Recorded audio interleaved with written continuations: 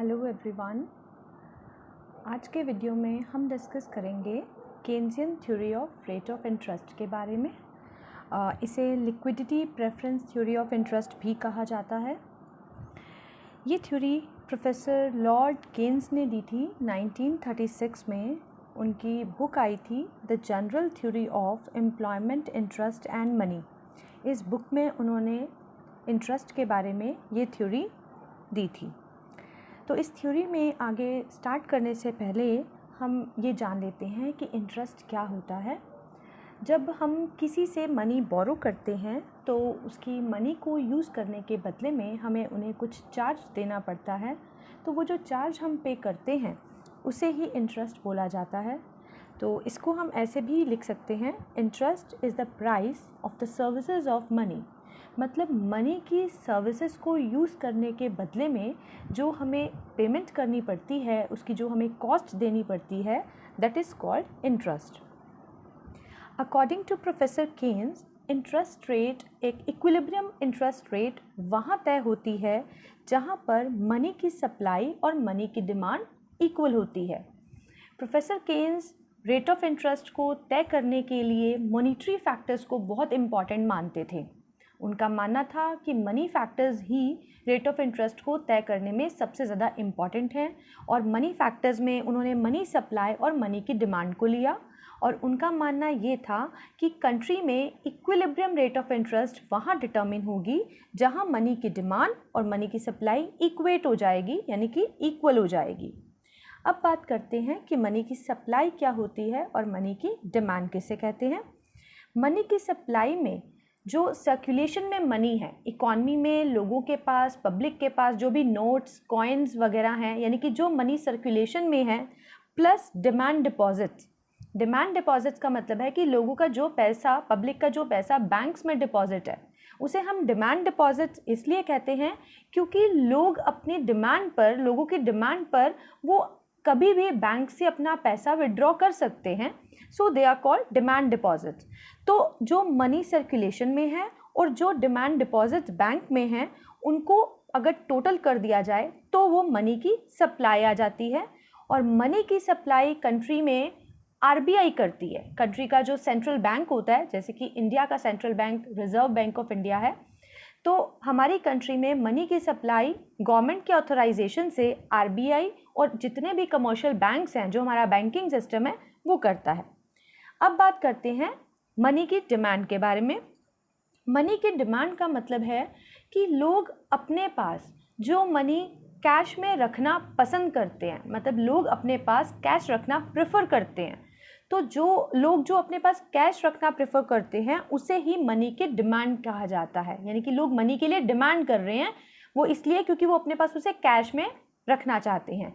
इसे हम liquidity preference भी बोल सकते हैं। लिक्विडिटी मीन्स लिक्विड वर्ड से लिया गया है, लिक्विड जो फ्लो करे।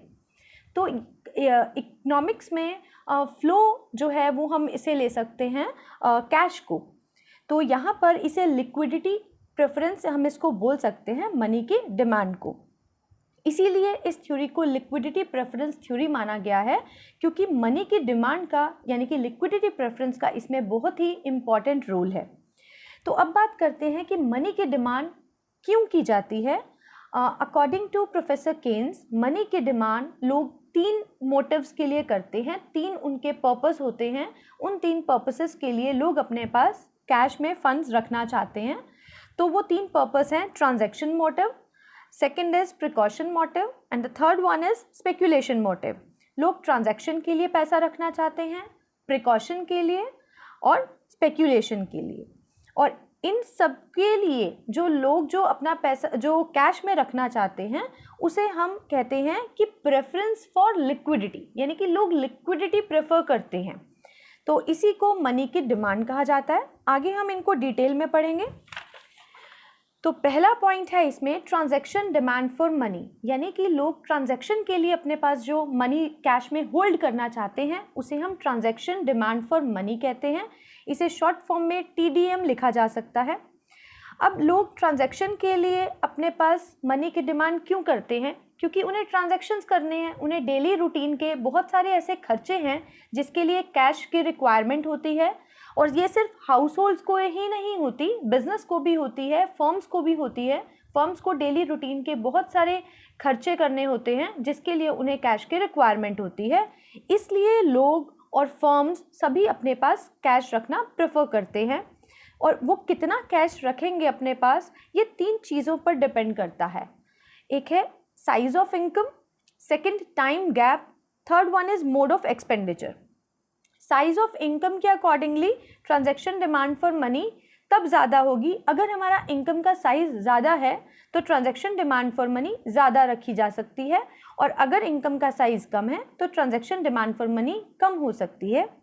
टाइम गैप का मतलब यहाँ पर ये है कि नेक्स्ट इनकम हमें कब रिसीव होगी, क्योंकि हमारे खर्च करने में और हमें जो नेक्स्ट टाइम इनकम रिसीव होगी उसमें एक टाइम गैप होता है।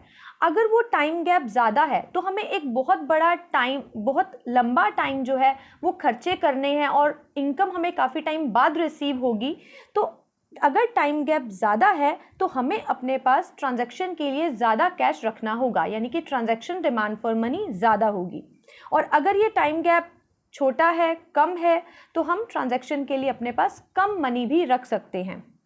नेक्स्ट है मोड ऑफ एक्सपेंडिचर, कि लोगों का खर्च करने का ढंग कैसा है, लोग किस तरह से खर्च करते हैं। अगर हम ज़्यादा खर्च अपना कैश में करते हैं या हम ऑनलाइन बैंकिंग, नेट बैंकिंग या बैंकिंग सिस्टम के थ्रू करते हैं। तो अगर हम कैश में ज़्यादा खर्च करते हैं तो हमें ट्रांजैक्शन के लिए ज़्यादा मनी रखनी पड़ेगी, और अगर मैक्सिमम खर्च हमारे ऑनलाइन हो जाते हैं, ऑनलाइन बैंकिंग या नेट बैंकिंग या ऑनलाइन पेमेंट्स के ज़रिए या चेक्स के ज़रिए हम ज़्यादा खर्च करते हैं, तो ट्रांजैक्शन के लिए मनी की डिमांड कम हो जाएगी। तो बेसिकली इसमें से साइज़ ऑफ इनकम सबसे इम्पॉर्टेंट है। सो यहाँ पर इसको इनकम के साथ रिलेट किया गया है कि ट्रांजैक्शन डिमांड फॉर मनी, इसे हम LT से लिख सकते हैं। L मीन्स लिक्विडिटी प्रेफरेंस और T फॉर ट्रांजैक्शन, यानी कि ट्रांजैक्शन के लिए कितनी लिक्विडिटी हम रखेंगे वो डिपेंड करता है income. It's a function of income. Next है प्रिकॉशनरी डिमांड फॉर मनी, ये हमारा सेकंड मोटिव है।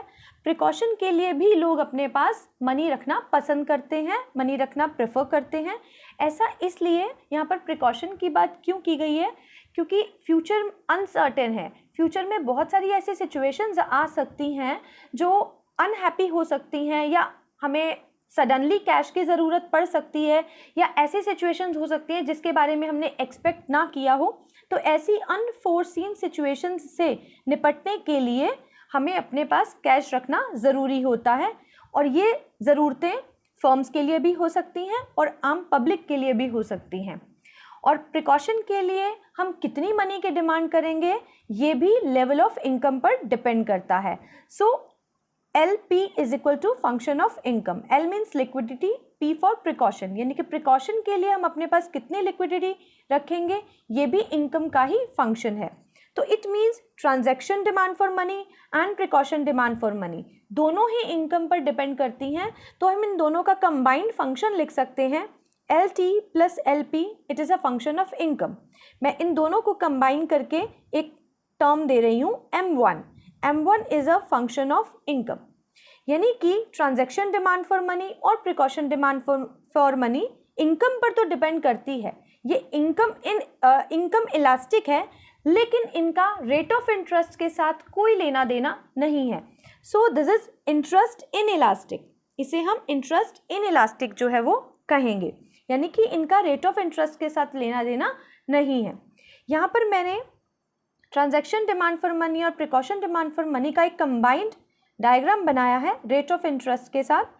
यहाँ पर एक्स एक्सिस पर हम मनी ले सकते हैं, क्वांटिटी ऑफ मनी जो कि ट्रांजैक्शन के लिए और प्रिकॉशन के लिए लिया है, और वाई एक्सिस पर हम रेट ऑफ इंटरेस्ट ले सकते हैं।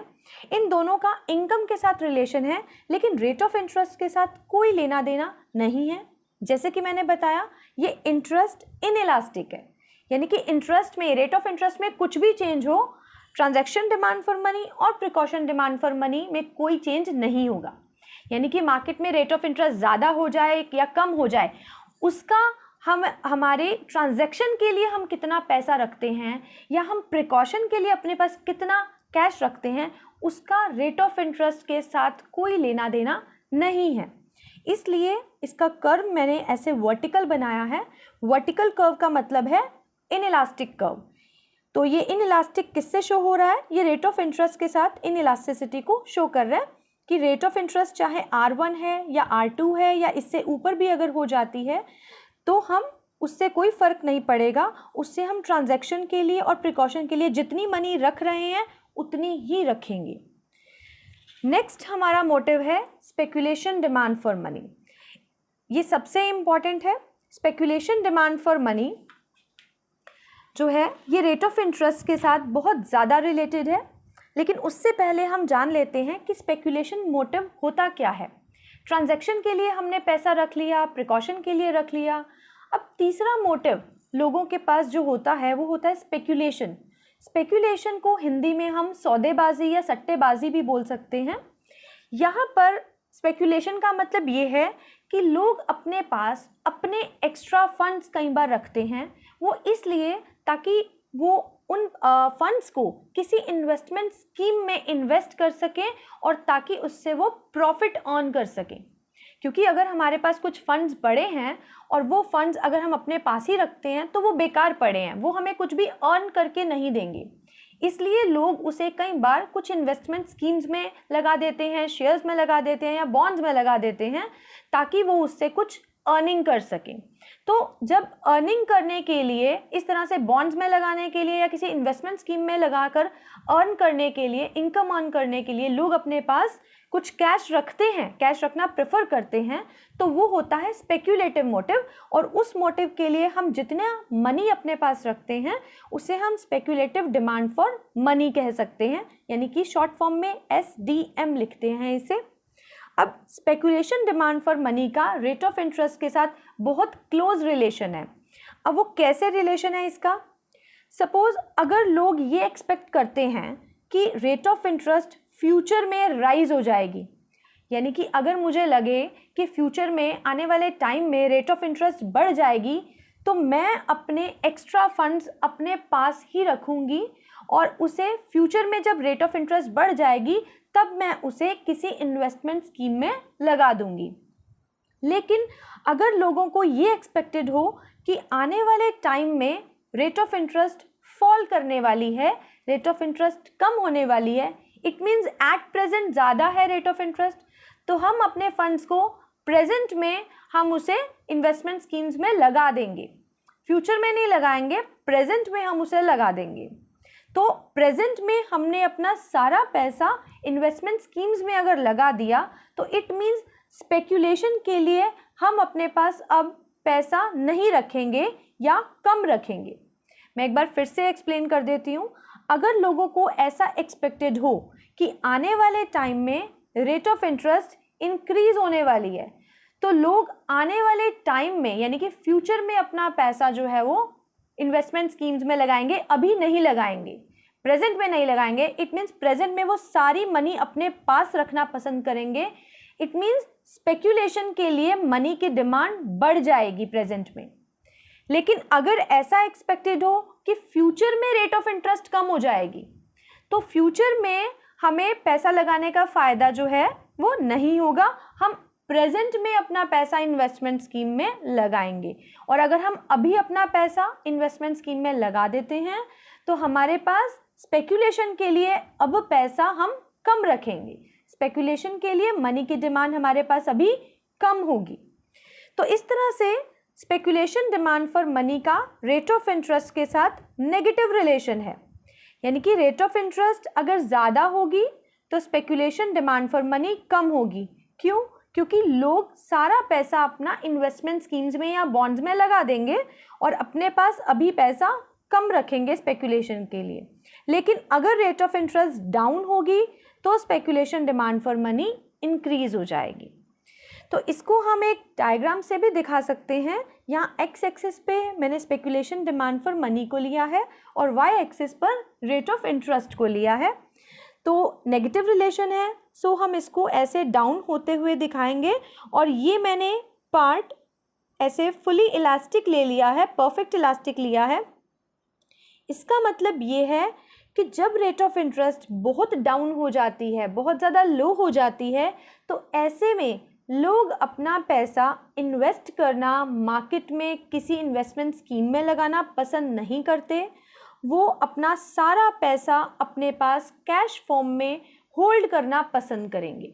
यानी कि जब लोगों को लगे कि रेट ऑफ इंटरेस्ट बहुत ही लो है तो उसमें उन्हें लगेगा कि उन्हें कोई बेनिफिट नहीं हो रहा, कोई खास हमें रिटर्न नहीं मिल रहा, तो लोग अपना पैसा इन्वेस्टमेंट स्कीम में लगाना नहीं चाहेंगे। वो चाहेंगे कि वो अपनी मनी अपने पास ही रख लें। तो लोग सारा पैसा अपने पास कैश फॉर्म में होल्ड कर लेंगे। इसे कहते हैं लिक्विडिटी ट्रैप, जो कि इस थ्योरी का बहुत इम्पॉर्टेंट पॉइंट है। इसका मतलब है कि लिक्विडिटी यानी कि जो कैश है वो लोगों के हाथों में ट्रैप हो गया है, लोगों के हाथों में बंध गया है, क्योंकि लोग उसे मार्केट में नहीं ला रहे हैं, उसे मार्केट में इन्वेस्टमेंट स्कीम्स में नहीं ला रहे, और लोगों के हाथों में वो पैसा ट्रैप हो गया है, वो लोगों ने अपने पास रख लिया है कैश में। और अगर रेट ऑफ इंटरेस्ट बहुत ज़्यादा होगी तो लोग अपना सारा फंड्स, जो भी उनके पास सरप्लस फंड्स पड़े हैं, लोग वो सारे फंड्स इन्वेस्टमेंट स्कीम्स में लगा देंगे और अपने पास कैश ज़ीरो रखेंगे, यानी कि अपने पास कैश नहीं रखेंगे। क्योंकि रेट ऑफ इंटरेस्ट बहुत ज़्यादा है तो लोगों को इन्वेस्टमेंट स्कीम्स बहुत अट्रैक्टिव लगेंगी और लोग अपना पैसा इन्वेस्ट कर देंगे और अपने पास स्पेकुलेशन डिमांड फॉर मनी कम करेंगे, यानी कि वो ज़ीरो भी हो सकती है और वो काफ़ी कम भी हो सकती है। तो यहाँ पर मैंने इस चीज़ को एक्सप्लेन किया है लिक्विडिटी ट्रैप को, कि at a very low rate of interest people would like to hold funds in cash and they would not like to lend it. लोग बहुत लो रेट ऑफ इंटरेस्ट पर अपना पैसा कैश में होल्ड करना पसंद करते हैं, उसे किसी को उधार देना या उसे किसी इन्वेस्टमेंट स्कीम में लगाना पसंद नहीं करते। इसलिए इस पार्ट में speculation demand for money perfect elastic हो जाती है, यानी कि ऐसे सीधी हो जाती है ये लाइन, बिल्कुल हॉरिजॉन्टल, जिसे हम लिक्विडिटी ट्रैप कह सकते हैं। आगे हम करते हैं टोटल डिमांड फॉर मनी। अब हमने तीनों मोटिव्स के लिए मनी की डिमांड को पढ़ लिया। अब हम तीनों मोटिव्स के लिए जो मनी की डिमांड है, अगर हम इन तीनों को ऐड कर देते हैं तो ये हमारी टोटल डिमांड फॉर मनी आ जाएगी। अब ये टोटल डिमांड फॉर मनी दो फैक्टर्स पर डिपेंड हो रही है, income and rate of interest, जिसमें से transaction demand for money and precaution demand for money ये दोनों इनकम से रिलेटेड हैं और speculation demand for money rate of interest से रिलेटेड है। इन दोनों को मैंने कंबाइन करके M1 का नाम दे दिया है और स्पेकुलेशन डिमांड फॉर मनी को मैंने M2 का नाम दे दिया है। अब हम इन तीनों का एक कंबाइंड कर्व बनाएंगे, जिससे हमारे पास टोटल डिमांड फॉर मनी का एक कंबाइंड कर्व आ जाएगा। यहाँ मैंने तीन पोर्शंस बनाए हैं, ये फर्स्ट पोर्शन है, ये सेकंड है, ये थर्ड है। इसको हम तीनों को हॉरिजॉन्टली एक दूसरे के आमने सामने बनाएंगे। यहाँ वाई एक्सिस पर मैंने तीनों में रेट ऑफ इंटरेस्ट को शो किया है और फर्स्ट पोर्शन में फर्स्ट जो हमारा सेक्शन है इसमें मैंने एक्स एक्सिस में ट्रांजैक्शन डिमांड फॉर मनी और प्रिकॉशन डिमांड फॉर मनी को लिया, यानी कि M1 को। यहाँ मैंने स्पेकुलेशन डिमांड फॉर मनी को लिया, यानी कि M2 को, और इन दोनों को कंबाइन कर दिया जाए तो यहाँ टोटल डिमांड फॉर मनी आ जाएगा। तो हमारा जो M1 है, यानी कि ट्रांजैक्शन और प्रिकॉशन डिमांड फॉर मनी, जैसे कि हमने पहले भी डायग्राम में देखा, इनका इनकम के साथ रिलेशन है लेकिन रेट ऑफ इंटरेस्ट के साथ इनका कोई लिंक नहीं है, तो इसलिए इनका जो कर्व है वो रेट ऑफ इंटरेस्ट के साथ इनइलास्टिक बनेगा। लेकिन स्पेकुलेशन डिमांड फॉर मनी का रेट ऑफ इंटरेस्ट के साथ रिलेशन है, ये हाईली इंटरेस्ट इलास्टिक है, तो इसलिए ये कर्व ऐसे आएगा डाउनफॉल होते हुए। हम इसे यहाँ पर हॉरिजॉन्टल बनाएंगे जो हमारा लिक्विडिटी ट्रैप को शो करेगा। अब अगर मैं इन दोनों कर्व्स को हॉरिजॉन्टली कंबाइन कर देती हूँ तो जितना मैंने यहाँ पर गैप लिया है उतना गैप लेते हुए यहाँ पर हम एक लाइन, वर्टिकल लाइन बनाएंगे। ये वर्टिकल लाइन हमारी M1 को शो करेगी और उसके साथ उसके बाद हमारे पास जो फंड्स होते हैं वो हम स्पेकुलेशन के लिए रखते हैं, तो मैंने इसको ऐसे बना दिया है। तो ये हमारा जो कर्व बना, अब ये टोटल डिमांड फॉर मनी का कर्व हो जाएगा, यानी कि लिक्विडिटी प्रेफरेंस का कर्व हो गया। सो ये हमारा डिमांड फॉर मनी का पार्ट था। नेक्स्ट अब इसमें ज़रूरी पार्ट है supply of money. Supply of money के बारे में हमने पहले भी बात की। मनी इन सर्कुलेशन में जो भी मनी है, लोगों के पास जो नोट्स हैं, कॉइन्स हैं, प्लस डिमांड डिपॉजिट्स, इनको अगर हम टोटल कर दें तो वो हमारी टोटल मनी सप्लाई आ जाएगी। अब हम पढ़ेंगे कि इक्विलिब्रियम रेट ऑफ इंटरेस्ट जो है वो कैसे डिटर्मिन होगी। मनी की डिमांड और मनी की सप्लाई जहाँ दोनों इक्वेट हो जाएंगे वहाँ हमारी रेट ऑफ इंटरेस्ट इक्विलिब्रियम में आ जाएगी और इक्विलिब्रियम इंटरेस्ट रेट तय हो जाएगी। इसके लिए मैंने यहाँ पर ये कर्व बनाया है। ये मैंने एक्स एक्सिस पे क्वांटिटी ऑफ मनी लिया है, वाई एक्सिस पर रेट ऑफ इंटरेस्ट है। ये हमारा मनी सप्लाई का कर्व है, इसको मैंने वर्टिकल लिया है। वर्टिकल कर्व का मतलब ये है कि एक पॉइंट ऑफ टाइम पर मनी सप्लाई जो है वो हमारी फिक्स्ड होती है, बिकॉज मनी सप्लाई एक स्टॉक कॉन्सेप्ट है, ये स्टॉक में होता है। मनी सप्लाई वो स्टॉक है जिसे गवर्नमेंट ने जारी किया है, देश के अंदर जितनी भी मनी जारी की है उसको हम एक पॉइंट ऑफ टाइम पर माप सकते हैं। तो जिन वेरिएबल्स को हम एक पॉइंट ऑफ टाइम पे कैलकुलेट कर सकते हैं उसे हम स्टॉक कंसेप्ट कहते हैं, और मनी सप्लाई भी स्टॉक कंसेप्ट है। तो एक पॉइंट ऑफ टाइम पर ये फिक्स्ड होती है, तो मैंने इसको ऐसे वर्टिकल बनाया है। और ये मेरा मनी की डिमांड का कर्व है, जिसे लिक्विडिटी प्रेफरेंस कर्व भी कह सकते हैं, जो हमने पिछले डायग्राम में देखा। तो जहाँ मनी की डिमांड और मनी सप्लाई का जो कर्व है वो इंटरसेक्ट होगा, वहाँ पर मनी की डिमांड और मनी की सप्लाई इक्वल हो जाएगी और वहाँ हमारी रेट ऑफ इंटरेस्ट डिटर्मिन हो जाएगी। अब बात आती है कि क्या रेट ऑफ इंटरेस्ट में चेंज आ सकता है? बिल्कुल आ सकता है। अगर मनी की सप्लाई में या मनी के डिमांड में चेंज हो जाए तो रेट ऑफ इंटरेस्ट में चेंज आ सकता है। तो यहाँ हम चेंजेस की बात करेंगे। तो पहला पार्ट मैंने लिया है if demand for money changes. अगर मनी के डिमांड में चेंज आ जाए तो रेट ऑफ इंटरेस्ट में चेंज कैसे आएगा? तो मैंने वापस से यही डायग्राम पहले बनाया है। Quantity of money, rate of interest, ये हमारा इनिशियल मनी सप्लाई है। ये हमारा L1 जो है ये मैंने इनिशियल मनी की डिमांड का कर्व लिया है। तो हमारा इनिशियल पॉइंट हम मान लेते हैं E1, ये हमारा इक्विलिब्रियम पॉइंट है पहला। तो इसके अकॉर्डिंगली ये हमारी रेट ऑफ इंटरेस्ट तय हो गई है। अगर मनी की डिमांड इंक्रीज़ हो जाती है तो हमारा liquidity preference curve forward shift हो जाएगा आगे की तरफ। तो ये हमारा नया L2 जो है ये हमारा नया लिक्विडिटी प्रेफरेंस कर्व आ जाएगा, और नया लिक्विडिटी प्रेफरेंस कर्व हमारा मनी सप्लाई को E2 पॉइंट पर इंटरसेक्ट कर रहा है। इसके अकॉर्डिंगली रेट ऑफ इंटरेस्ट जो है वो बढ़ जाएगी। इसका मतलब ये है कि अगर मार्केट में मनी की डिमांड ज़्यादा हो गई है, मनी डिमांड ज़्यादा होने का मतलब है कि मनी को लोग जो है वो ज़्यादा अपने पास जो है वो कैश में होल्ड करना चाहते हैं, जिसकी वजह से मार्केट में मनी सप्लाई कम रह जाती है। तो सप्लाई को बढ़ाने के लिए, मनी की सप्लाई को बढ़ाने के लिए गवर्नमेंट या बैंक्स या RBI पीछे से रेट ऑफ इंटरेस्ट को बढ़ा देते हैं। तो इसलिए ये रेट ऑफ इंटरेस्ट जो है वो इंक्रीज़ हो जाएगी। और अगर मनी की डिमांड फॉल कर जाती है तो हमारा liquidity preference curve backward shift हो जाएगा। तो ये बैकवर्ड शिफ्ट करके मैंने L3 बना दिया है, और इसके बैकवर्ड शिफ्ट होने पर ये नया जो कर्व है ये मनी सप्लाई कर्व को यहाँ पर इंटरसेक्ट कर रहा है, यानी कि डाउन पॉइंट पर। तो जिसकी वजह से हमारी रेट ऑफ इंटरेस्ट डाउन आ गई है। तो इट मीन्स अगर मनी की डिमांड बढ़ जाती है तो मार्केट में मनी का रेट जो है वो रेट ऑफ इंटरेस्ट इंक्रीज़ हो जाएगा, और अगर मनी की डिमांड कम हो जाती है तो रेट ऑफ इंटरेस्ट भी डाउन आ जाएगी। नेक्स्ट है if supply of money changes. अगर मनी की सप्लाई में चेंज आता है तो रेट ऑफ इंटरेस्ट में चेंज कैसे आएगा? ये वाई एक्सिस है, ये एक्स एक्सिस है। यहाँ पर क्वांटिटी ऑफ मनी है और यहाँ पर हमारा रेट ऑफ इंटरेस्ट है। ये मनी सप्लाई कर्व है इनिशियल, और ये मनी की डिमांड का कर्व है। तो हमारा इनिशियल पॉइंट E1 है, जिसके अकॉर्डिंगली ये हमारी रेट ऑफ इंटरेस्ट है, और ये हमारा इनिशियल क्वांटिटी ऑफ मनी का लेवल है। अब यहाँ पर हमने मनी की सप्लाई को चेंज करके दिखाना है।